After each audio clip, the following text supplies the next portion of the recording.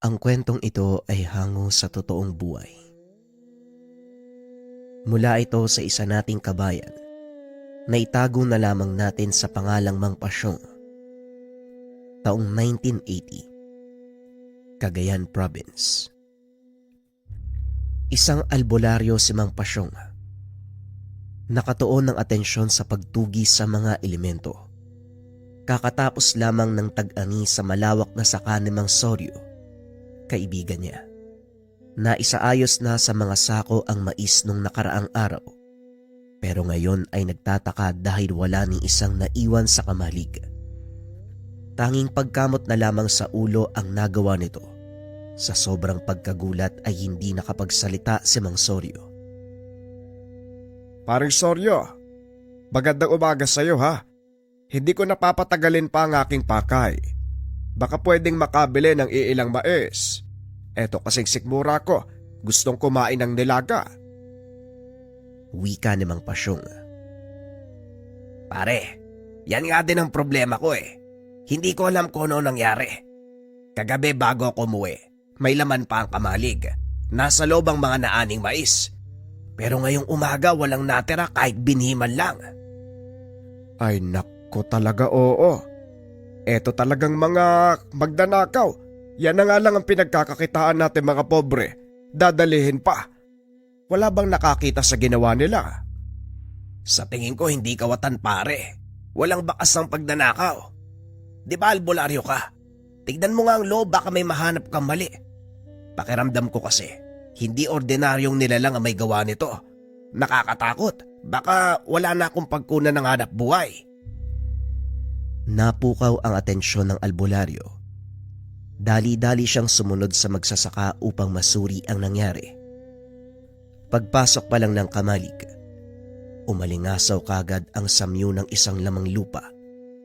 Sa tindi ng amoy nito, napatakip na lamang ng ilong. Si Mang Soryo na napansin ang kanyang ginawa ay napaamoy sa sarili. Oy pare, grabe ka naman ah. Naligo naman ako, hindi lang nakapagbanlaw ng maayos. Nalaglag kasi yung timba doon sa balon eh. Nangangamoy ba ako? Eto talagang si paring Soryo. Hindi ikaw ang nangangamoy. Tama ka. Isang hindi ordinaryong nilalangan nagkakagusto sa mga animo. Isang lamang lupa ang dumito. Nag-iwan pa ng matinding amoy. May uling ka ba riyan? Magsindi ka para mawala. Nagsagawa ng maiksing orasyon si Mang Pasyong upang maalis ang bakas ng elemento. Tanda na rin ito ng babala sa nasabing lamang lupa kung sakaling bumalik. Pagkatapos nun, pinagmasdan niya ang malawak na taniman habang inaantay ang pagbabalik ng matanda. Sa kalagitnaan, napukaw ang kanyang atensyon sa aninong palipat-lipat sa mga umbok ng puno ng mais. Naghahalongkat na tila may hinahanap. Ilang sandali pa, nagtungo sa dulo at biglang nawala. Eto talagang si Aran. Umaarangkada ang pagiging pasaway ngayong tag-ani. Mapeperwisyo na naman ang mga kaibigan ko magsasaka. Wika ni Mang Pasyong sa kanyang sarili. Ang Aran ay isang uri ng lamang lupa na pilyo sa lahat ng pilyo. Kinahiligan ang pangunguha ng mga ani, palay at mais. Nakatira ito sa ilalim ng lupa malapit sa sakahan. May tangkad ng 3 taong gulang na bata. Matanda ang itsura. Puro kulubot. At iilang hibla na lamang ang buhok. Mahina ang paningin, pero matalas ang pandinig, lalo na kapag may albularyong tutugis. Hindi lamang yan. Alam na alam kung saan ang sakahan ng susunod na mag-aani. Matindi magbigay ng sakit sa tao na kung hindi kagad magagamot ay pagdurusahan habang buhay. Pare, ilan na lamang tong naiuwi ko mais sa bahay. Ay sa'yo na lang. Tungkol sa nangyari, baka pwede mo akong matulungan. Wala akong ibang inaasahan sa pag-aaral ng anak ko sa kolehiyo, kundi yung kikitain ko sa ani. Ngayong nawala na ang mga ito, ano nga kikipambabayad? May sakit pa naman yung bunso ko. Huwag kang mag-alala pare. Mamayang gabi babalik ako dito para kausapin ang elemento. Makikiusap tayo na ibalik ang mga ani mo. Ako na ang bahala. Maganda ka na lang ng pwede nating ialay. Mga matatamis, kanin, pagkain o ilang barya. Hindi natin alam kung anong gusto ng elemento. Pagkatapos ng usapan, umuwi ng tahanan ang albularyo. Naabutan niya ang pamangkin na isa ring magsasaka. Bagsak ang mga balikat at halatang malaki ang problema. Junjun, umani ka kahapon doon sa maliit mong taniman. Bakit parang namomroblema ka? Sino ba naman ang matutuwa? Pagdating ko sa kubo kanina para ihanda na, wala ni isang sako na abutan. Ipapagiling ko sana para maging bigas eh. Ay nako, naging bato pa. Tiyo, namaligno yata uli ako eh. Napabuntong hininga si Mang Pasyong. Hindi inasahan na nagkasabay ang mga biktima ng aran. Pinuntahan nito ang tahanan upang masuring mabuti. Walang ibang mahanap kung hindi ang bakas ng lamang lupa. Talagang kinakailangan maturuan muli ng leksyon ng aran na yan. Hindi yata nadala noon eh. Akala ko nagtanda na dahil ilang taon ding nanahimik. Tsumechempo lang pala yung bubwit na yan. Sa dinami-dami ng pwedeng gawin, ani pa talaga yung pinagtitripan. Minsan pa nga tiyo, yung bagong giling na bigas ang kukunin. Wala tuloy kaming nasaing nung nakaraang araw. Tiyo, sa palagay ko, puksain mo na yung mga yan, kawawa tayo eh. Ang ganyang uri ng elemento talagang yan ang hilig nila. Hayaan mo sa pagkakataong ito, hihigpitan ko ang pagpaparusa para tantanan tayo. Ang totoo ay mababaw lamang kung magparusa si Mang Pasyong. Ang kanyang pamamaraan ay hindi gaanong marahas. Kakausapin at makikipagsundo muna sa mga elementong nakakasagupa. Mahinahong aayusin ng walang buhay na namamatay. Hindi katulad sa iba na kamatayan kagad ang hatol. Sa mga albularyong nakilala niya, ito lamang ang tanging ganito. Minsan ay wala siyang mapagpilian. Mapapatay kung hindi madaraan sa usapan at kapag nasagad ang pasensya, depende na rin sa ugali at pakikitungo ng elemento. Kinagabihan, mag-isa niyang pinuntahan ang saka ni Mang Soryo upang isagawa ang ritual ng pagtawag sa nasabing elemento. Kaso nga lang, sinalubong siya ng lamang lupa bago makaabot sa kamalig. Napahinto siya sa paglalakad nang mapansin ng malit na anino na patungo sa kanyang kinakatayuan. Kagaya niya, tumigil din ito at nakapamewang habang nakatingala.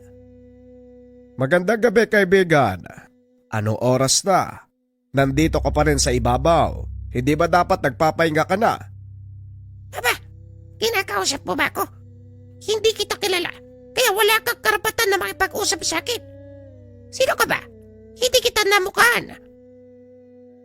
Talagang hindi mo ako mamumukaan dahil daig mo pa ang bulag. Bakit mahina ba ang paningin mo, kaibigan? Wah! Ang lakas ng lobo magsalita na ganyan. Sa harapan ko pa.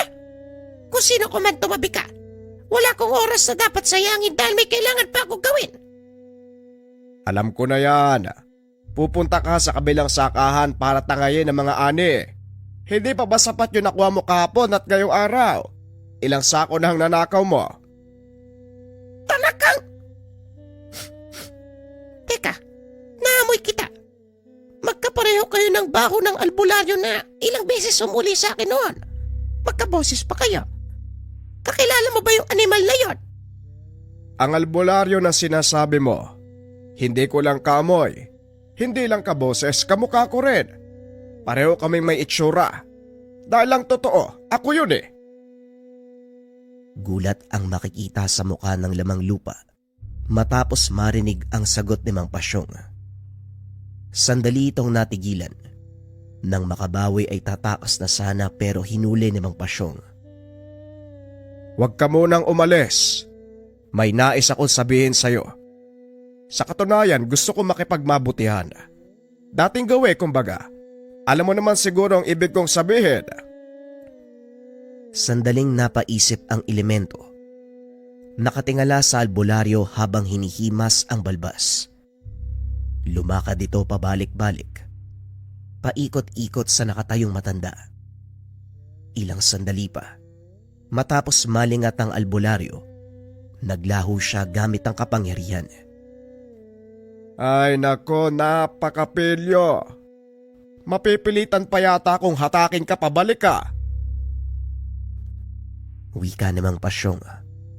Matapos malaman na naisahan siya ng elemento, wala na siyang ibang pwedeng gawin kung hindi ang nararapat na proseso. Pagdating sa kamalig, naroon na si Mang Soryo. Kanina pa ito nag-aantay. Naihanda na rin ang mga binilin. Hindi na pinatagal. Nagsagawa kagad ng ritual. Makalipas lamang ang ilang sandali, muling nakausap ng albularyo ang nilalang. Galit ang bumungad sa kanya. Hindi na ako nasasabik sa presensya mo, kaibigan. Nag-usap na tayo kanina pero nalayasan mo ko. Sa ayaw at sa gusto mo, itutuloy natin ang usapan na yon. Hindi mo talaga ako tatantanan. Alam mong likas na sa amin ang ganitong gawain. Ano pa ang bago? Paulit-ulit na lang tayo sa ganito. Hindi ka ba napapagod?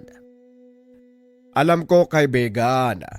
Kaya kita tinawag para magkasundo ulit tayo. Noon naman sumunod ka eh. Malit na bagay ang ipapakiusap ko. At kung ayaw mong pabalik-balik tayo sa ganitong sitwasyon, abay sumunod ka sa akin. Ang kapal ang mukha nito. Maliit na bagay tapos ilang buwan ako makukulong sa ilalim ng lupa dahil sa orasyon mo. Hoy tanda, kung noon napasunod mo ko, ibahin mo ngayon. Kung ganon, mapipilitan akong gawing habang buhay ang pagkakakulong mo. Ikaw rin. Ano? Aba, gagawin mo talaga ang lahat para mapapayag ako, ano? Nakakainis. Ano ba kasi gusto mo? Napangiti si Mang Pasyong. Hindi man nasisilayan ang elemento, pero damang-dama ang presensya at boses. Naramdaman ang pagpipigil nito ng galit. Sa ilang beses na paghaharap nila, tila kilala na ang isa't isa. Huwag kang manguha ng ani. Kung hindi man mapigilan, konti lang ang kunin mo. Hindi yung lahat uubusin. Paano na lang yung magsasaka na kumakayod araw-araw kung wala nang matirang binhi? Ano ang kanilang itatanim sa susunod? Paano ka makakakuha kung wala nang maaani? Tumahimik ng bahagya sa lugar. Matagal bago nakapagdesisyon ang elemento, pero sa bandang huli, napapayag niya ito. Payag ako. Ano pa nga pang magagawa ko? Pero sana, bawas-bawasan mo ang bisa ng orasyon mo. Hindi ako makahinga. Ngumiti lamang si Mang Pasyong. Sinimulan ang detalyadong pagsasalaysay ng pakikipagkasundo. Detalyado upang mas maunawaan, dahil kung malabo ang paningin ng elementong ito, mas mahina ang pag-unawa. Ilang beses pang inulit-ulit upang maintindihan ng mabuti. Ang dami mong pakiusap, matanda ka. O siya, gagawin ko ang lahat ng yan. Basta magbigay kayo ng alay. Matatamis. Saka yung sinisindihan niyo. Sigarilyo ba ang tawag doon? Samahan mo na rin ang barya. Ialay sa dulo ng taniman sa loob ng 3 araw. Nagkakaintindihan ba tayo? Oo naman. Dapat naintindihan mo rin ang nais kong mangyari. Huwag naman sanang maulit ang naganap noong huli, ha? Ilang beses pa kitang tinawag. Matagal din bago mo tinantana ng biktima. Oo na. Basta mga sinabi ko, sundin mo. Nako, ilang buwan kaya ako makukulong sa lupa dahil sa kasunduan? Bawas-bawasan mo ang bisa ng orasyon mo. Matapos magsalita ng elemento, tinignan niya si Mang Soryo. Nakadikit ang 2 kilay sa pagtataka. Pare, wala ka namang kasama sa loob pero parang meron. May kinakausap ka. Hindi ba talaga kayang makita ng ordinaryong tao yung mga ganong elemento? Parang gusto ko makita yung itsura eh. Kung iba yung nakakita sa ginagawa mo, malamang iisipin baliw ka. Nako pare, huwag mo nang pangarapin na makita ang mga elemento dahil minsan nagiging perwisyo. May iba kasi na kapag nalaman na nakikita mo sila, hindi ka natatantanan. Palaging nakasunod sa'yo, minsan pa tatakutin ka. Ano pala, Ang mga dapat mong gawin ha, ihanda ang mga alay.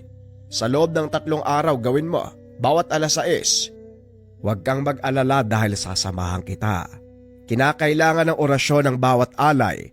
Kapag nakompleto natin, unti-unting babalik ang iyong biyaya. Pare, hindi ba delikado yan? Mamaya may kasama ng lason yung ibabalik sa amin ah. Sa halip na makinabang, mamatay pa kami. Pare, walang ganyan sa katunayan. Nasa loob lang ng kamalig ang mga animo. Hindi lang nakikita dahil sa ginawa ng elemento. Sa oras na matapos natin ang pag-aalay, mawawala ang bisa na ginawa niya. Babalik ng tuluyan ang mga ninakaw. Pagkatapos ng lahat ay nagpaalam na ang albularyo. Sinabihan niya rin ang pamangkin tungkol sa mga alay upang maisabay na ito sa proseso. Pagkarating sa tahanan, nakaramdam siya ng mabigat na presensya, mga yapak sa bubong at mumunting kalusko sa dingding. Hindi nagtagal natukoy kung anong klaseng elemento ang kasalukuyang nanggugulo.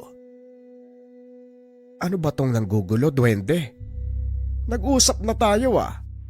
Ay nako, ano kayang pakay ng bubuit na to? Kaibigan, alam kong ikaw yan. Hindi na kailangan pang lumikha ng anumang ingay. Kung may pakay ka sa akin, halika mag-usap tayo. Hinila ng albularyo ang 2 bangko. Naupo sa isa. Ang isa naman ay inalok sa elemento.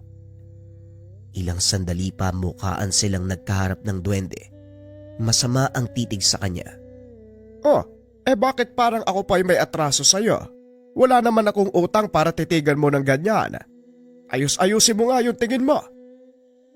Ilang taon na tayong magkaibigan, pero hindi mo ako mapagbigyan. Binilinan mo ng pangontra ang dalaga, hindi na ako makalapit. Abat, pasaway ka talaga. Hindi ka ba naaawa sa dalagang yon? Sa tuwing paparito para magsumbong, humahagulgol at halatang buong gabing umiyak. Sinasagad mo ang pananakot eh. Binigyan ko ng pangontra para tantanan mo na. Kaibigan, tama na. Maawa ka sa mga kababaryo natin. Hindi, gusto ko talaga ang dalagang yon. Kunin mo ang pangontra. Gusto ko siyang pagmasdan sa malapitan. Nasasabik ako sa kanya. Ay naku naman, Diyos por santo. Hindi kita maintindihan. Bakit ba binabalik-balikan mo si Aling Lagring? Patawarin sana ako nung may kapal sa sasabihin ko. Matandang dalaga yon, malaki yung bunganga. May agwat yung bawat ngipin, minsan lang maligo. Tapos hindi naman kagandahan. Pasama pa yung ugali. Ano ba talagang nagustuhan mo sa babaeng yon? Lakas mo malait ah. Perpekto ka ba? Mas pangit ka pa nga eh. Gurang na to. Akala mo naman kagwapuhan. Basta, walang makakabigil sa akin. Gusto ko sila green. Tanggalin mo ang pangontra. Napakamot na lamang sa ulo ang albularyo. Nagpipigil ng tawa habang hinahatid ng tingin palis ang duwende. Sa bintana pa ito dumaan. Ay nako, nakakatawa talaga to. Kung hindi problema na mabiktima ang laman ng usapan, pag-ibig niya naman. Ibang klaseng magmalang elementong to ah. Hindi nagkakagusto sa magandang babae. Ay talagang doon pa sa malabruha. Walis na lang yung kailangan ng matandang yun, lilipad na yun eh. Pambihira. Bukod sa aran, itong duwende ay isa rin sa elementong nagbibigay ng perwisyo sa kanya. Ilang taon na ang nakalipas magmula nung nagkakilala. Paiba-iba ang binibiktima. Pero ngayong taon ay tanging si Aling Lagring ang binabalikan. Sinabihan na pero may katigasan ng ulo. Patuloy pa rin sa pambibiktima sa matandang dalaga. Kinabukasan maagang nagpunta si Mang Pasyong sa kabilang sakahan. Doon sa hindi pa nakakapag-ani. Dumalaw upang magtanong na rin ng presyo. Kapag mura ang bentahan ay bibili ng maramihan. Hindi lamang para ipagiling, kung hindi upang makapagluto ng pintos. Isang uri ng kakanin ng pangunahing sangkap ay mais. Natutunan ito sa yumaong asawa na galing sa probinsya ng Cebu. Pero sa halip na presyo ang marinig, problema ang bumungad. Nababahala ang mga magsasaka sa posibilidad na mang biktima ang Aran. Napabuntong hininga na lamang siya habang nakikinig. Sa ngayon nakulong sa kanyang orasyon ng nilalang, kaya kahit papano nabawasan ang problema niya. Makalipas ang ilang sandali, bumalik siya ng tahanan dala ang mais. Habang abala sa kusina, naghahanda ng mga sangkap sa pagluluto ng pintos. Napansin ng albularyo ang presensya ng duwende sa bakuran. Batay sa enerhiya nito ay galit na galit. Nagwawala sa kanyang maliit na taniman. Winawasak ang punla at mga halaman. Hindi na lamang pinuna. Baka imbis na matapos ang gawain, ibang problema pa ang maatupag. Iniwasan na lamang ang kaibigang duwende upang hindi na sila magtalo. Ipinagpatuloy niya ang gawain at natigilan muli nang mapansin ang isang bagay. Umalingasaw ang matinding amoy. Hindi samyo ng anumang patay, kung hindi ng isang duwende. Pero hindi ito ang duwende na nakakausap. May hatid pang matinding banta. Nagmamadali siyang lumabas upang matignan ang paligid. Hinanap ang pinagmula ng amoy. Lumakad pa sa unahan, pero ang tanging naabutan ay maliit na bakas ng paa sa daanan. Wala na ring nakita kaya bumalik na lamang sa loob. Inatupag ang naudlot na gawain. Inisip na baka napadaan lamang ang bagong elemento. Pagsapit ng 6:00, nasa dulo siya ng taniman. Hinahanda ang mga alay para sa gagawing ritual. Kasama niya si Mang Soryo at ang pamangkin na si Junjun. Isang mahabang katahimikan muna ang namayani bago simula ng orasyon. Paraan upang mabigyan ng respeto ang aalayan. Ilang minuto lamang ang ginugol ng ritual. Tinapos ito kagad. Isa-isang nag-alisan ang mga kasama hanggang siya na lamang ang naiwan. Nagtungo siya sa unahan upang bigyan ng sarili ng oras para maglibang. Maliwanag ang buwan ng mga oras na yun. Ito ang paborito niyang pagmasdan. Naupo sa damuhan at tumingala sa kalangitan. Sisimulan na sana ang pagbabalik tanaw sa mga alaala kasama ang yumaong asawa. Nakarinig siya ng sigaw. Sinundan ang pag-alingaw-ngaw ng boses. Malakas ang sigaw pero hindi galing sa malapitan. Batay sa kanyang kakayahan, nagmumula ito sa ibang dimensyon. Ay nako, kung kailan ako magbabalik tanaw, umaarangkada na naman ang mga elementong to. Puntahan ko nang halang ng maayos na. Marahan siyang tumayo. Nakiramdam sa paligid. Nang mapansin ang punso sa unahan, nagkaroon ng ideya kung saan galing ang ingay. Dumakot ng kaunting lupa at inamoy. Pagkatapos ay nagsagawa ng orasyon. Bumungad ang isang duwende sa kanyang harapan. Taglay ang samyo na naamoy niya kanina sa bahay. Masama ang tingin nito sa kanya. Sinubukang labanan ng dasal pero hindi nakayanan ang matinding epekto. Humandusay na lamang ito at nanghina. Nagtamo ng sugat sa muka matapos tamaan ng pangontra. Ano ba yan? Maingat akong dumaan sa tahanan mo, pero nahuli pa rin pala. Pwede bang hayaan mo na lang ako? Puro ka pangingialam eh. Wala kang ibang ginawa kundi mangialam sa aming buhay. Hindi ba pwedeng magbulag-bulagan ka na lang? Ilang kalahi ko nang napuksa mo. Ngayon ako naman. Kapag ako nakaganti, sisiguraduhin ko hindi magtatagal ang buhay mo. Aba, ang lakas ng loob mong magsalita, matabang duwende. Ikaw naman tong may atraso. Sino ba ang biniktima mo ngayon? Nananahimik ang kababaryo ko, ginugulo mo. Itigil mo na yan. Ikukulong kita sa ilalim ng lupa. Wala ka karapatan na magutos. Isa ka lamang hamak na matanda na walang ibang maisip kung hindi mangialam sa buhay naming mga elemento. Ikaw kamong makinig, tumigil ka sa pangimasok. Huwag mong hintayin na dumating pa ang araw na tugising ka namin. Hindi mo magugustuhan ang gagawin namin. Tumawa si Mang Pasyong. Pagkatapos ay muling nag-orasyon. Tanging pagsigaw na lamang ang nagawa ng elemento.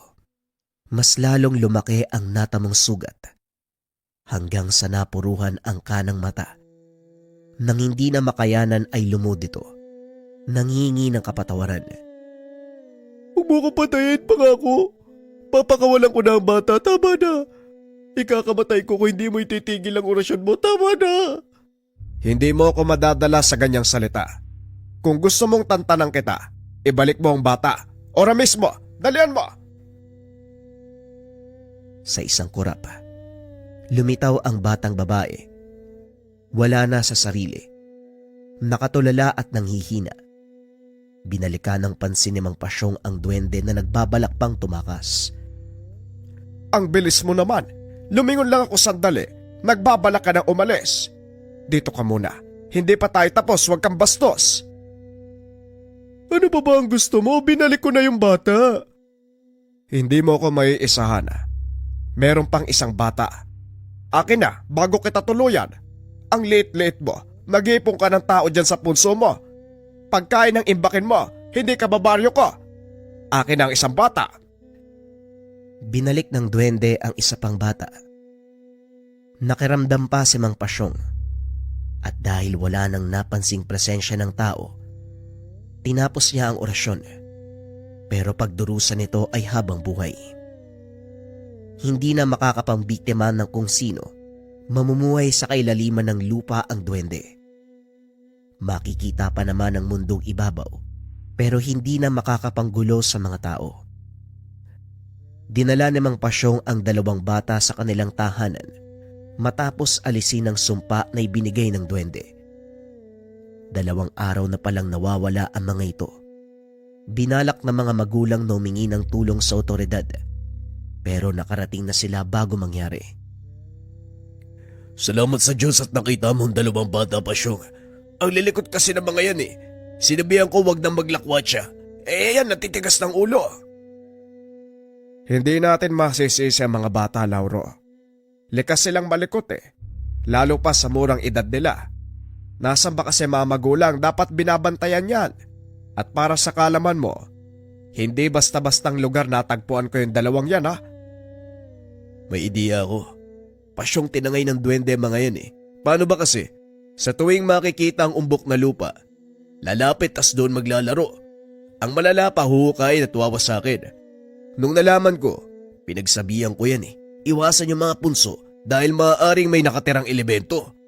Ayun, tumpak nga. Mas ingatan nyo sa susunod.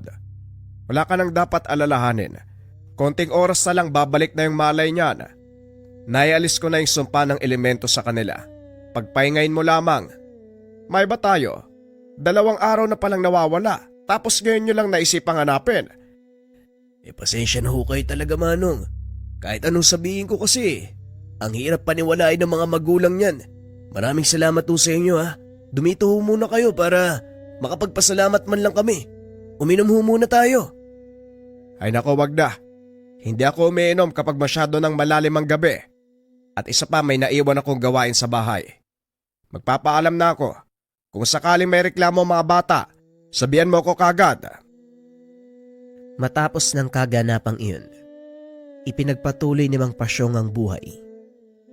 Sa katunayan, ito na talaga ang buhay ng matandang antingero. Paulit-ulit itong nangyayari sa kanya sa tuwing manggagambala ang mga elemento. Kung sa iba salot at disgrasya ang turing sa mga elemento, hindi para kay Mang Pasyong. Maaaring nang bibiktima o naglalaro ang mga kaibigan niyang duwende at aran.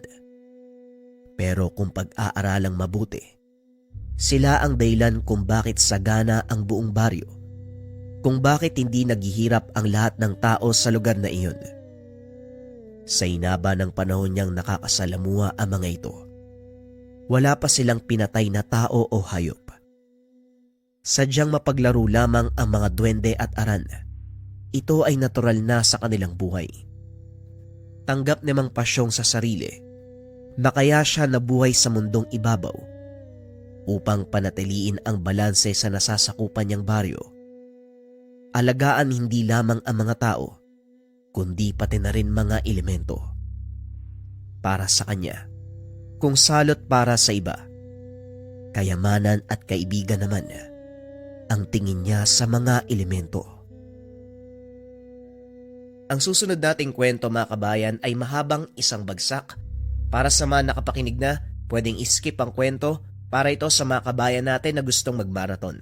Huwag na nating patagalin pa, simulan na natin ang istorya. Ang kwentong ito ay hango sa totoong buhay. Mula ito sa isa nating kabayan na itago na lang natin sa pangalang Ruben. Walang eksaktong taon. Probinsya ng Davao. Huwag na huwag kang pupunta sa bahaging iyon ng kagubatan, Ruben. Masyadong delikado. Bukod sa napakasukal, nagkalat din sa lugar ang mga alimatok. Sinasabi din nila, may naninirahang matandang mambabarang sa lugar.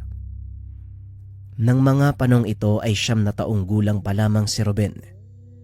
Lumaki sa pangalaga ng kanyang lolo Mitoy dahil maaga itong naulila sa mga magulang. Ang kanyang ina ay namatay sa aksidente at ang ama ay nasawi sa kalagitnaan ng pangangaso sa kagubatan.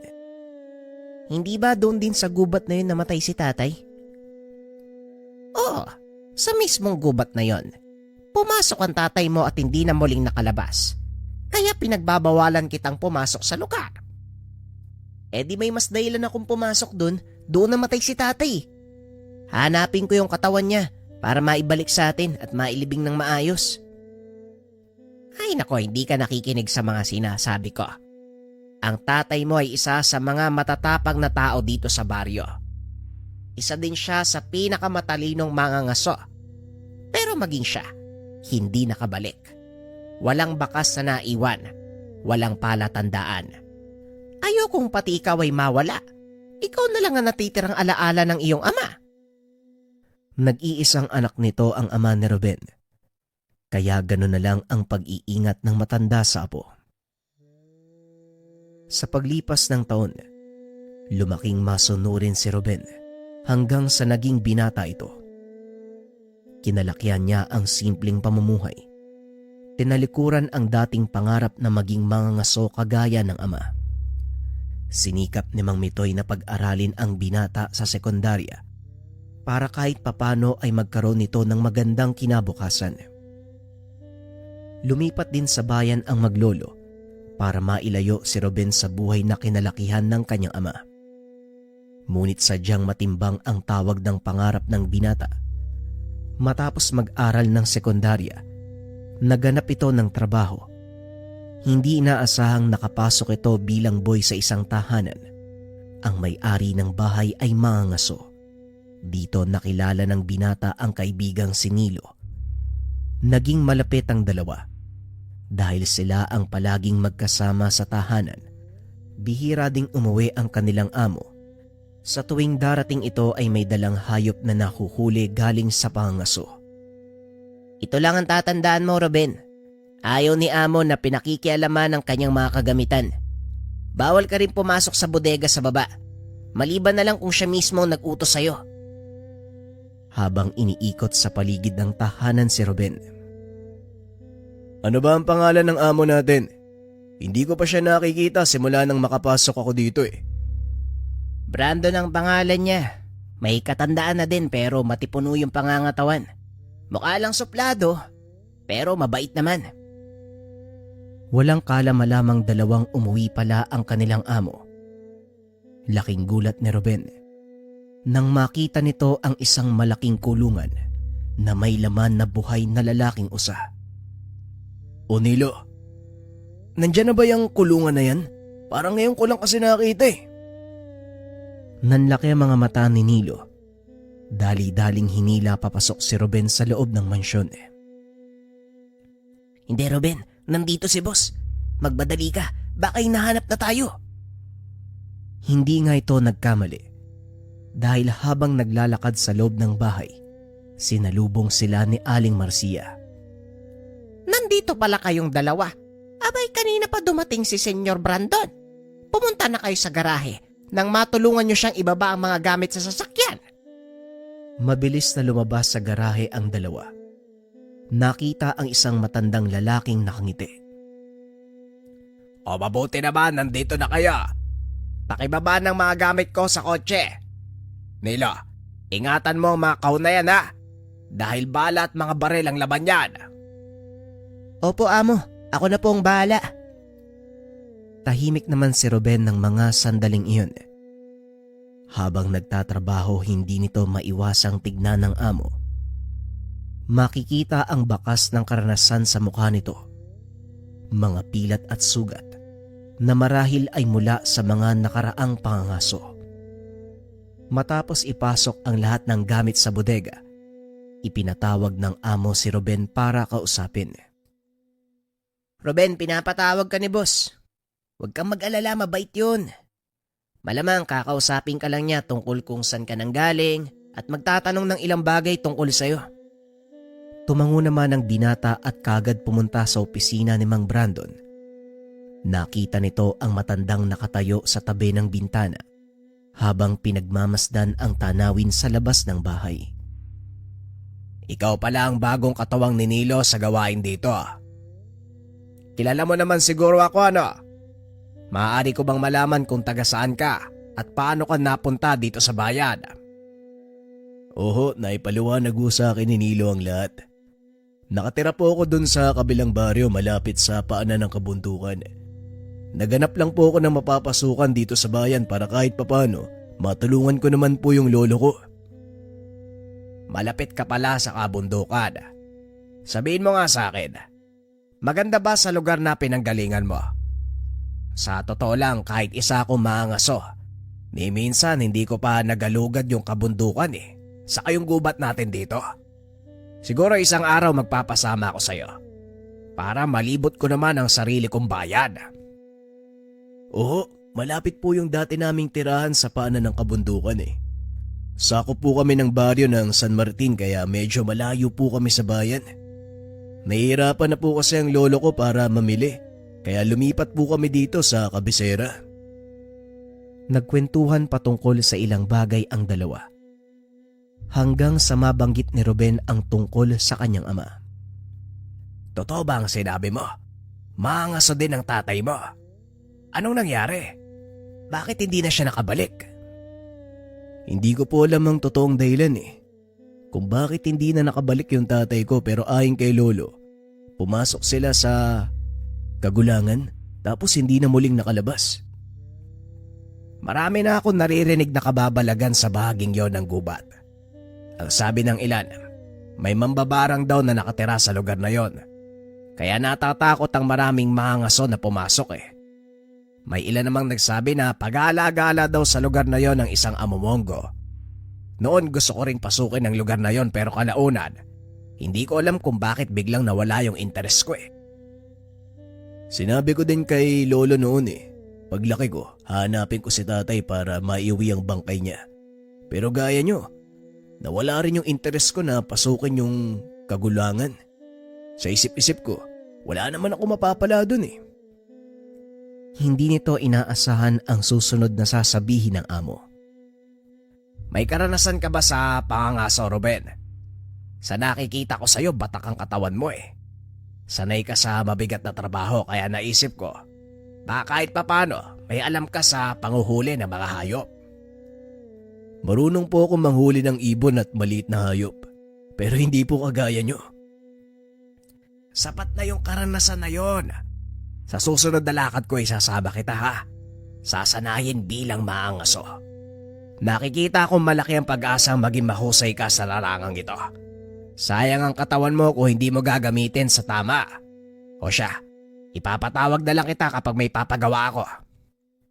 Lumabas na sa silid si Ruben. Dumiretso sa labas ng tahanan kung nasaan si Nilo.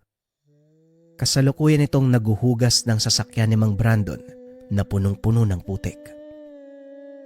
Ano? Nakilala mo na yung amo natin? Oo, nakilala ko na siya at gaya ng sinabi mo, may pagka-strikto pero nararamdaman kong mabait siya Inaya niya pa nga akong sumama sa pangaso Talaga?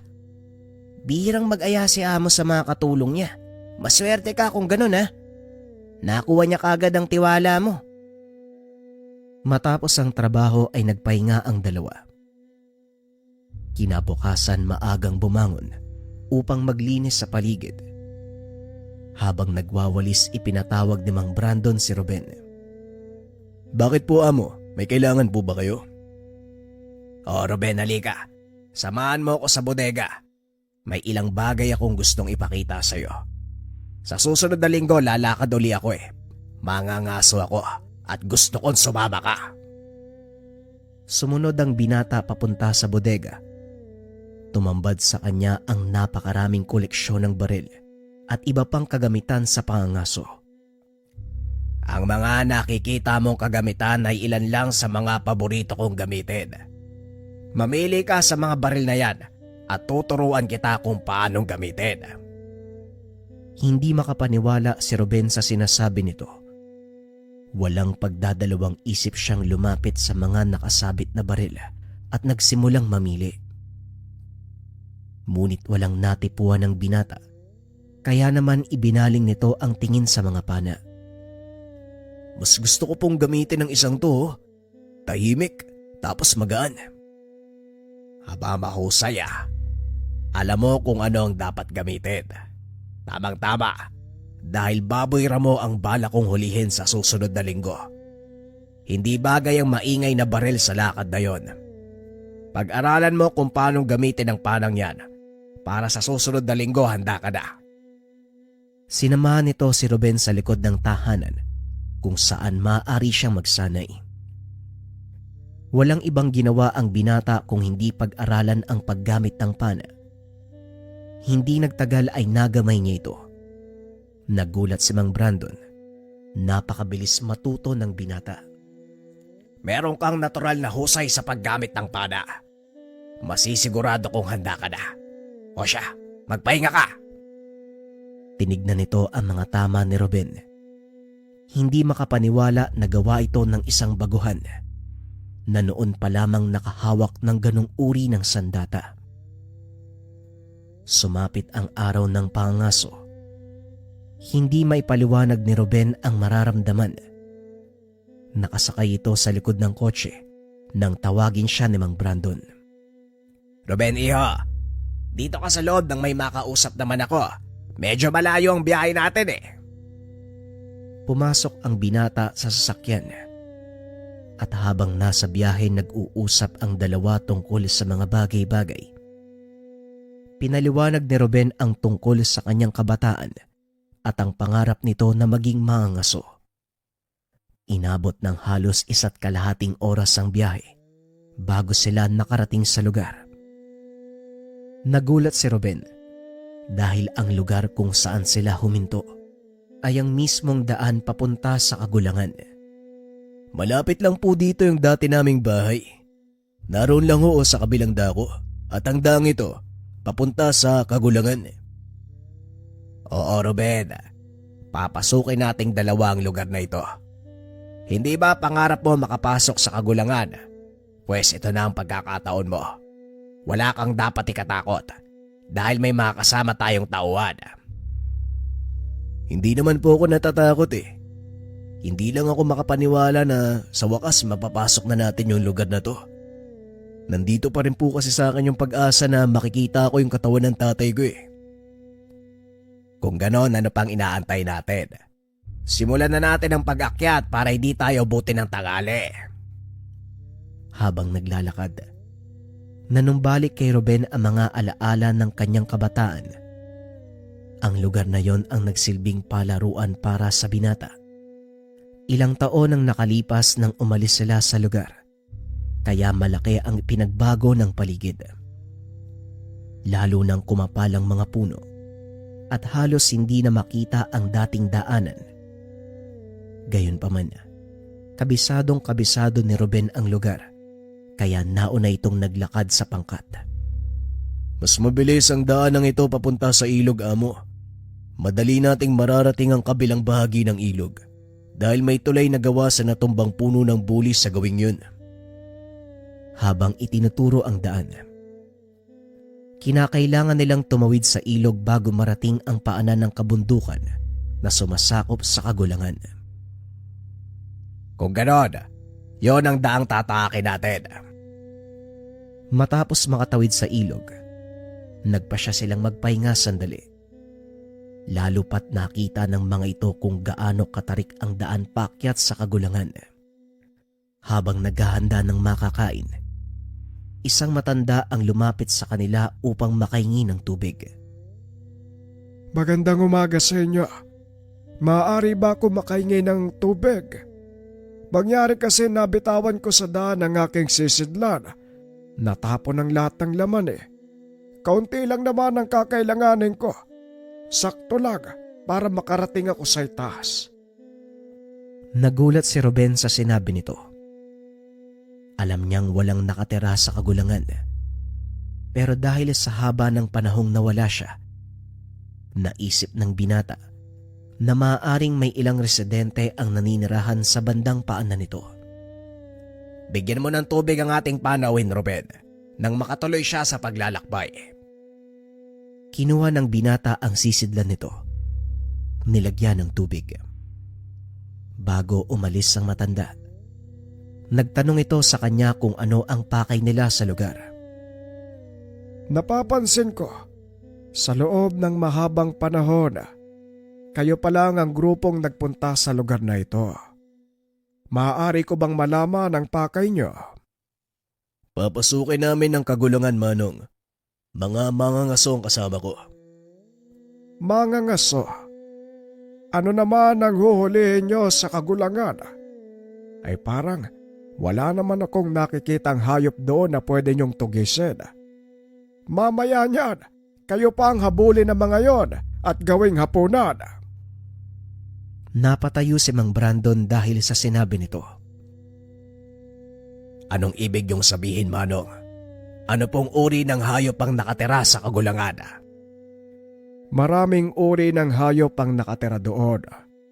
Mula sa pinakamaliit na alimatok hanggang sa pinakamalaking sawa. Nagkalat din sa lugar na to ang mga paniking sumisip-sip ng dugo. Hindi ko pa nababanggit ang makamandag na insektong nananahad sa mga tuyong dahon sa pinakapaanan ng gubat. Mukhang masaya nga ang pumasok sa Kagulangan, Maraming salamat sa pagpapaalala, Manong. Walang anuman. O siya, mauna na ako at baka abutan pa ako ng ulan sa daan. Matapos ay umalis na ito. Kilala mo ba yung matandang yon, Ruben? Ngayon ko lang din siya nakita dito, amo. Hindi ako sigurado kung matagal na siyang naninirahan o bagong lipat lang eh. Hindi rin kasi ako madalas magpunta sa lugar na to. Ang totoo lang, ngayon lang nga uli ako nakapasok dito sa loob ng ilang taon. Ganun ba? O siya, tapos na magpahinga ang lahat. Magpatuloy na tayo sa pag-akyat. Mukhang aabutin tayo ng malakas na ulan, Kailangan nating marating ang tuktok ng burol bago tuluyang bumagsak ang ulan. Nagpatuloy sa paglalakad ang pangkat. 30 minuto ang nakalipas. Narating nila ang tuktok ng burol. Doon nagtayo ng mga tolda. Inilabas ng mga tauhan ni Mang Brandon ang kanilang mga baril. Bakit po nila inilalabas ang mga dalang baril? Malayo pa po tayo sa mismong lokasyon. Ilang kilometro pa ng malawak na kagubatan ang kailangan nating daanan. Hindi natin kabisado ang lugar na ito, kaya mabuti ng maganda. Delikado ang kagubatan, lalo na kung gabi, Ruben. Kaya hindi ka dapat magtiwala. Sang-ayon naman si Ruben sa sinabi nito. Dahil maging ang kanyang lolo Mitoy, palaging nagbibilin sa kanya tungkol sa lugar. Nang gabing iyon ay bumuhos ang malakas na ulan. Nanatiling nakabantay ang mga tauhan ni Mang Brandon. Hindi rin makatulog si Ruben dahil ito ang unang beses niyang matutulog sa kagubatan sa loob lamang ng isang tolda. Kinabukasan maagang nagsipagbangon ng pangkat at habang nagpapakulo ng tubig para sa kape, muli na namang nakita ni Ruben ang matandang nangingi sa kanila ng tubig. Meron siyang pasan ng mga tuyong kahoy. Inilapag ito ng matanda at naupo upang magpahinga. Nilapitan ito ni Ruben upang kausapin. Manong, malapit lang ba yung tahanan nyo dito? Nagulat ang matanda nang makita ang binata. Aba, ay kayo na naman. Hindi ko akalaing tutuloy kayo sa pag-akyat. Napakalakas ng ulan kagabi. Hindi naman po kami naabutan sa daan kaya ayos lang. At isa pa, desidido ang amo kong mangaso sa kagulangan eh. Isa lang ang masasabi ko sa iyo, binata. At sana naman sundin mo ang payo ko. Delikado ang pagpasok sa kagulangan. Wala pang taong pumasok sa lugar na yon ang nakalabas. Kaya hanggat maaari, huwag nyo nang ipilit ang pagtuloy. Alam ko rin ho yun, Manong. Pero, desisyon po ng amo ko'y masusunod eh. Hindi po ako pwedeng tumanggi. Gustuin ko man, natatakot ako mapagalitan. Alam mo, higit kanino man ang panganib na dala ng kagulangan. Dito namatay ang iyong ama at walang nakitang bakas ng kanyang mga labi. Kaya kung pinapahalagahan mo ang buhay mo, umalis ka na. Matapos ay muli nitong pinasan ang kanyang dalang panggatong at umalis sa lugar. Teka, sandali Manong. Maaari ko bang malaman ang pangalan mo? Escobar. Escobar ang pangalan ko. Nagpatuloy na ito sa paglalakad hanggang sa tuluyang maglaho sa kadiliman ng gubat. Napansin naman ni Mang Brandon na nakikipag-usap ang binata kaya tinawag niya ito. Sinong kausap mo dyan, Ruben? Mabilis na lumapit si Ruben at tumugon. Yung matanda po kahapon na nanghingi ng tubig sa atin. Nakita ko siya uli eh. May mga tinanong lang ako na ilang bagay. Ganun ba? O siya, maganda ka na. Tapos na magkape ang mga tauhan ko. Teka, sandali lang po amo. May sinabi po kasi siya sa akin eh. Tungkol sa pagpasok natin sa kagubatan. Masyado daw pong delikado kaya pinayuhan niya akong magdang tumuloy. Pero syempre, kayo pa rin po masusunod. Alam mo bang sa delikadong pamamaraan ako nabubuhay? At isa pa, hindi ba gusto mong matuklasan ang nangyari sa iyong ama? Oo naman po amo. Gusto ko rin po iuwi ang mga bangkay niya para mabigyan ng maayos na libing. Pangarap ko ito simula pa pagkabata. Kung ganon, wala naman palang dahilan para hindi tayo tumuloy. Ngayon kung handa ka na, aalis na tayo. Nagsimula nang umakyat ang pangkat nila Ruben at habang papasok sila sa lugar, lalong kumakapalang mga puno at mga baging na nakabalot sa mga ito. Mukhang totoo nga na walang nakakapasok sa gubat na ito ah. Wala pa akong nakikitang palatandaan o bakas na mga tao. Nasa bungad pa lang sila ng kagulangan. Nang mga sandaling iyon, ngunit nahihirapan ng makapasok ang pangkat. Kagaya nga ng sinabi ni Lolo Timoy, mahirap pasukin ang gubat na ito, kaya paniguradong mahirap ding makalabas. Sa isip ng binata, ito marahil ang dahilan kung bakit hindi nakabalik ang kanyang ama. Patuloy na naglakad ang pangkat. Napansin ng binata na hindi naghahanap ng pwesto ang mga tauhan ni Mang Brandon na tila ba may kung anong sinusuyod sa agubatan. Mukhang mailap ang hinahanap ko ah. Maganda kayo dahil baka manatili tayo ng ilang araw dito. Inabot lang ng maghapon ng pangkat sa loob ng gubat. Ngunit hindi man lang sila nakakita ng kahit ligaw na hayop na maaari nilang hulihin. Bumalik ang mga ito sa paanan ng kabundukan upang magpalipas ng gabi. Kinausap ni Mang Brandon ang mga tauhan. Hindi sinasadyang narinig ni Ruben ang mga ito. Mukhang wala naman sa lugar na to yung hinahanap niyo, boss. Talagang mailap ang isang yon. Lalo pat alam niyang tinutugis natin siya. Wika ng isa sa mga tauhan ni Mang Brandon na itago na lang natin sa pangalang Bart. Hindi ako titigil hanggat hindi ko nahanap ang mambabarang na yon. Nanlaki ang mga mata ni Ruben nang marinig ang sinabi ng matanda. Napagtanto nito na hindi hayop ang tinutugis ng grupo kung hindi isang mambabarang. Sa isip niya, ano ang magiging panama nila sa isang mambabarang? Alam ni Ruben ang kakayahan ng mga ganitong nilalang. Marahang naglakad ang binata palayo. Hindi ito nagpalata. Alam niya na ang totoong pakay ni Mang Brandon. Kinabukasan, madilim pa lang ay naglakad ito papunta sa kabilang dako. Sinubukan ni Ruben na hanapin ang tahanan ni Tandang Escobar. Hindi naman nabigo ang binata. Nakita nito ang isang kubo na nasa tabi ng maliit na talon. Umuusok sa bandang kusina, kaya alam ni Ruben na gising na ang sinumang nakatira sa lugar. Kumatok si Ruben. Ilang minuto lang ang nakalipas ay pinagbuksan nito ng matanda. Mukhang naligaw ka yata, binata. Anong maitutulong ko sa'yo? Tanong ng matanda. Tandang Escobar, may sasabihin po sana ako at may itatanong na din. Ganun ba? Sabihin mo sa akin kung anong gusto mong sabihin at doon ko sasagutin ang katanungan mo. Huminga ng malalim si Ruben. Nagsimula itong magkwento. Hindi po hayop ang hinahanap ng amo ko dito sa lugar, kung hindi isang mambabarang. Ngayon, ang katanungan ko po, meron bang nakatirang mambabarang sa gubat? Napangiti si Tandang Escobar sa tanong ng binata.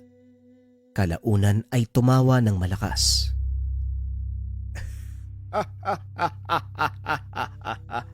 Mambabarag? Nako, paano naman nasabi ng amo mo na may mambabarang sa lugar na ito? Ang mga taga-syudad talaga, oo. Ang mabuti magkape ka muna nang mainitan yung sikmura mo kung ano-anong sinasabi mo Yun po ang narinig ko sa kanila at hindi sila titigil sa pagsuyod sa buong kagulangan hanggat hindi nila nakikita ang mambabarang na yun. Hindi ko alam ang buong kwento, Manong, pero sigurado kong seryoso ang amo ko. Kung ganon, wala siyang mahanap na mambabarang sa lugar na ito. Ay nako, mga mayayaman talaga. Nagsasayang lang ng pera sa mga walang kwentang bagay. Ang mabuti pa, bumalik ka na sa grupo mo pagkatapos mong magkape. Wala kayong mapapala dito kahit anong gawin niyo. Hindi na nagsalita pa si Ruben. Matapos ubusin ang kape ay bumalik ito sa kampo. Nakita ng binata na nagkalat ang mga kagamitan. Wala na sa lugar ang mga tauhan ni Mang Brandon. Nakahandusay naman sa lupa ang matanda.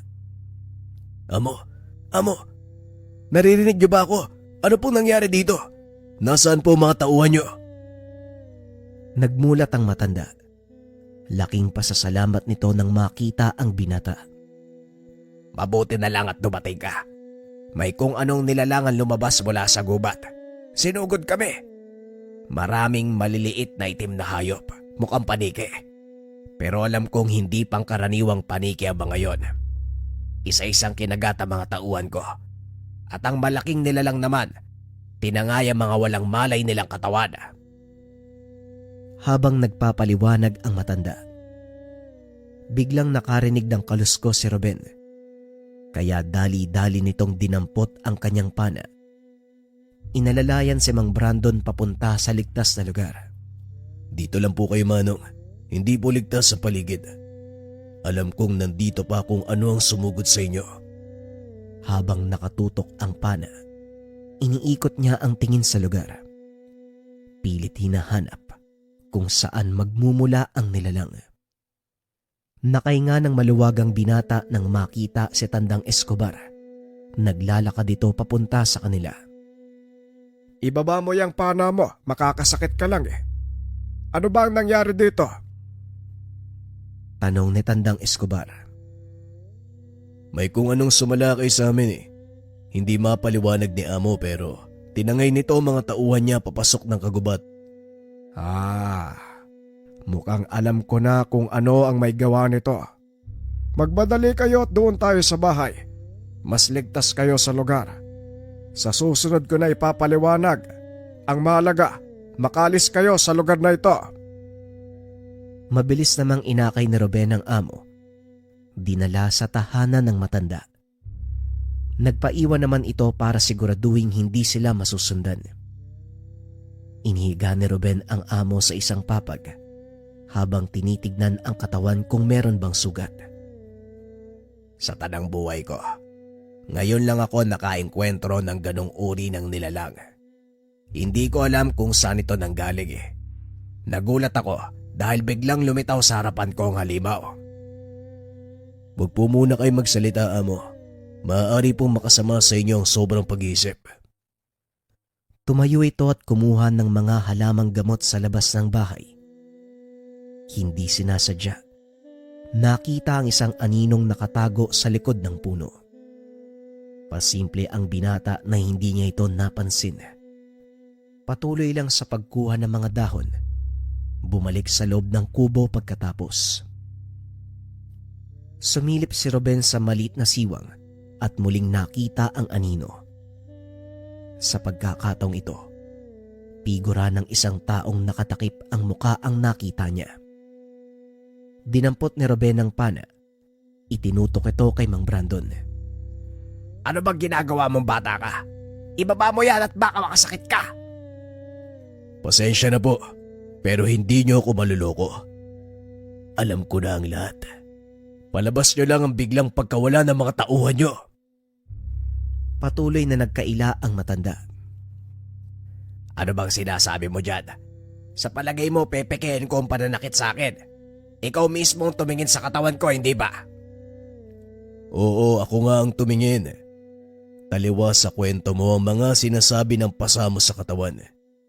Kung paniki ang sumalakay sa inyo, hindi ito magdudulot ng pasasabatok at bandang dibdib. Sinadya ang saktan para mawalan ng malay at ang mga tauhan nyo nakatago lang sa paligid. Ang totoo nyong pakay walang iba kung hindi si Tandang Escobar. Tumayo ang matanda at tumawa ng malakas. Ang galing ah. Hindi nga ako nagkamali sa akala ko sa'yo. Matalas ka ang isipan mo, pero huli na ang lahat. Napapaligiran na ang bahay na ito. At sa oras na pumasok ang matandang mambabarang na yon, hindi na siya makakaligtas. At diyan ka nagkakamali. Pangkaraniwang matanda lang si Tandang Escobar. Hindi siya mambabarang. Talagang wala kang alam. Gusto mo bang malaman ang tungkol sa iyong ama? Nanlaki ang mga mata ni Ruben nang banggitin nito ang tungkol sa kanyang ama. Ano? Tungkol sa tatay ko? Magsalita ka. Hindi ko alam kung nagkataon ba ang lahat o sinadyang magkita tayo. Pero kasama ko sa pangangaso ang iyong ama bago siya mawala. Alam mo ba kung sinong may kagagawan? Walang iba kung hindi ang pinagtatanggol mong matanda. Napatay ng mabangis na hayop ang tatay ko, kaya hindi siya nakabalik. Huwag mo kong linlangin. Muling tumawa ng malakas si Mang Brandon at nagsalita. Namatay nga ba ang iyong ama? Mukhang nagpapaniwala ka sa isang malaking kasinungalingan, bata. Naroon ako nang mangyari ang lahat. Tanging ako lang ang nakaligtas sa aming pangkat. Tugon ni Mang Brandon. Bigla namang bumukas ang pintuan at pumasok ang malakas na hangin. Nabitawan ni Ruben ang palaso. Dahilan para tamaan sa binti si Mang Brandon. Napasigaw ito dahil sa sakit. Kagad siyang napaluhod sa lupa. Pumasok naman sa kubo si Tandang Escobar. Huwag mong lasunin ang kasinungalingan ng isip ng binatang ito. Ruben, pumunta ka sa likuran ko. Bilisan mo! Dali-dali namang naglakad si Ruben papunta sa likod nito. Habang si Mang Brandon naman, binubunot ang palasong bumaon sa kanyang binti. Hindi ko akalaing magkikita pa tayo uli. Sasabihin ko sa iyo ang totoo, tanda. Masaya ako dahil nagkaroon ng ikalawang pagkakataon para patayin ka. at makagante sa ginawa mo sa mga kapatid ko. Magaling ka rin eh. Hindi kita nakilala nung umpisa. Habang bumubunot ng itak. Alam mong walang magagawa ang itak na yan sa kapangyarihan ko. Binalaan na kita una pa lang. Hindi kayo dapat pumapasok sa isang pinagbabawal na lugar. Pinagbayaran ng mga kapatid mo ang kanilang kasalanan. Samantalang ikaw ay nagpakaduwag. Nagtago sa likod ng isang mabuting tao. Teka, ano pong ibig niyong sabihin? Sinong tao ang tinutukoy niyo? Walang iba kung hindi ang iyong ama. Ginawa siyang pain ng duwag na ito para makatakas. Teka, ano bang nangyayari? Gusto ko pong malaman ang katotohanan, Manong. Kung ganon, hayaan mong ipaliwanag ko sa iyo ang buong pangyayari. Ikinumpas ni Mang Escobar ang kanyang kamay. Nawalan ng malay si Mang Brandon. Saka nito sinimula ng kwento. Nangyari ang lahat ng sapilitang kunin ni Mang Brandon ang isang mutya sa gitna ng gubat. Ito ang binabantayan ni Tandang Escobar at bilang nag-iisang ermitanyo sa lugar. Katungkulan at panata niya, pangalagaan ng kanyang buhay ang nasabing mutya. Ito ang nagbibigay ng buhay sa kagulangan. Kaya naman hindi hinayaan ng matanda na makuha ito ninuman. Ngunit sa kasamaang palad, nakalusot ang pangkat ni Mang Brandon. Matagumpay nila itong inilabas sa kagubatan. Lingid sa kalaman ng mga ito na ang kaakibat ng mutyang iyon ay ang sumpa ng kamatayan ng sino mang kaluluwang pumasok sa kagubatan. Nagsimulang kumalat ang kadiliman mula sa pinakasentro ng kagulangan. Dahil sa sobrang sukal ng lugar, hindi kagad nakalabas ang mga mangangaso. Kasama ni Mang Brandon ang ama ni Ruben. At para makaligtas sa kamatayan, inilagay ni Mang Brandon ang mutya sa bulsa ng ama ni Ruben. Itinulak ito pabalik. Kinain ng kadiliman ang ama ni Ruben. Magmula noon ay hindi na muli pang nakita. Hindi mapigilan ni Ruben ang galit nang marinig ang kwento ni Tandang Escobar. Sa hindi mapaliwanag na dahilan, alam niya na nagsasabi ng totoo ang matanda. Sinubukan kong iligtas ang iyong ama ng mga oras na yon, pero wala akong magawa. Dahil tanging ang mutya lang ang makakapagpasya kung papalayain ba siya o hindi na. Habang nag-uusap ang dalawa ay nagdatingan ang mga tauhan ni Mang Brandon. Walang tigil nilang pinaputukan ng kubo gamit ang kakayahan ng matanda. Nilukob nito sa kanyang roba si Ruben at inalis sa lugar. Napunta sila sa mataas na bahagi ng lupa, hindi kalayuan sa tahanan ng matanda. Tanaw ni Ruben kung paanong nabalot ng malalaking insekto ang kubo. Maging makamandag na ahas ay pumasok sa loob. Nagsigawan ang mga naroon hanggang sa tuluyan ng tumahimik ang kapaligiran. Hindi akalain ni Ruben na isang mambabarang ang matandang tumulong sa kanya. Totoo pala ang sinabi ni Amo. Isa kang mambabarang. Depende kung paano mong titignan ang ginawa ko. Pero ang totoo, isa kong ermitanyong malawak ang kaalaman sa lihim ng kalikasan. Ang pambabarang ay isa lang sa mga taglay kong kakayahan. Ngayong tapos na tayo dito, anong balak mong gawin, bata? Kung ako ang tatanungin, gusto kong makuha si tatay. Pero alam kong imposible na ang bagay na yon. Imposible nga ba? Sabihin mo sa akin, nung nangarap kang maging mangangaso, ano ang naging dahilan mo? Siyempre ang mahanap si tatay. Yun lang naman ang tangi kong dahilan eh. Hindi mo iniisip na imposible ang pangarap na yon dahil sa kagustuhan mong makita ang iyong ama. Tama ba? Tama. Hindi ako nawalan ng pag-asa at tila ang pagkakataon na ang nag-adya na magkakilala kami ni Manong Brandon kaya ako nandito ngayon. Sa tingin mo, bakit ka nandito? Hindi ko po alam eh. Siguro sa pag-asang makita uli si tatay. Tumpak! Kaya sabihin mo sa akin, paanong magiging imposible ang sinasabi mo? Nakalimutan mo ba ang sinabi ko kanina? Sinabi kanina. Alin dun, Manong? Ang dami-dami mong sinabi. Ang tungkol sa tagapagbantay ng mutya. Tungkol sa tagapagbantay ng mutya? Oo nga pala, no? Hindi mo na kailangan magsalita pa. Tumingin ka sa likuran mo. Lumingon si Ruben. Nakita ang pamilyar na imahe ng isang lalaki. Ito din ang figurang nakita niyang nakatago sa likod ng puno. Inakala ng binata na kasama nito ni Mang Brandon. Ruben, anak. Sa wakas dumating ka din. Alam mo ba ang pagpunta mo sa kagulangan ang siyang susi para matanggal ang sumpa sa akin?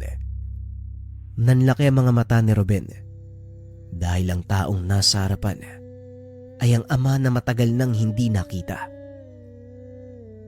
Tay, totoo po ba? Ikaw po ba talaga yan? Tama ka, anak. Ako nga ito. Pasensya na kung hindi kita nasubaybayan sa paglaki, ha? Pero masaya akong nakita ka ngayon. Isa ka ng ganap na binata. Napakalaki ng pagpapahalaga sa lahat ng bagay. Hindi naman kita sinisisi, tatay. Maging ako masaya na nakita ka. At sa wakas malaya ka na. Makakauwi ka na sa tahanan. Gaya ng pinangarap namin ni Lolo Mitoy. Pero hindi pa tapos, anak. May isang bagay pa akong kailangan gawin. Hayaan mong tulungan ko kayo. Dito man lang makabawi ako eh. Ano po bang kailangan gawin? Si Brandon ay kasapi ng isang samahang nangongolekta ng mga elemento. Ang kanyang bodega, isang malaking kulungan ng mga nilalang na nahuhuli namin noon sa pangaso. Hindi pangkaraniwang mga hayop ang hinuhuli namin. Kung ganon, sasamahan ko po kayo, tay. Alam ko po kung nasaan ang bodega ni Mang Brandon. Pero may mga nakabantay sa lugar na yun eh. Hindi tayo basta-basta makakapasok. Kami na ang bahala doon. Kailangang pakawala ng mga elemento, lalo pat wala na si Brandon. Maaari silang mamatay. Aba, matagal-tagal na din akong hindi bumababa sa syudad ah. Ay sige, asahan mo ang tulong ko sa Tor. Kailangan ko po talaga ng tulong nyo, Manong. Matapos ang pag-uusap ay umalis na ang tatlo. Mabilis na lang narating ang tahanan ni Mang Brandon. Gamit ang kakayahan ni Tandang Escobar na makalapit sa isang lugar ng mabilisan. Nakapasok ang mga ito sa bakuran ng walang kahirap-hirap. Bagay na ipinagtataka ni Nilo nang makita nito si Ruben. O Ruben, sino itong mga kasama mo? Nasaan si Amo? Sa kasamaang palad, wala na si Amo.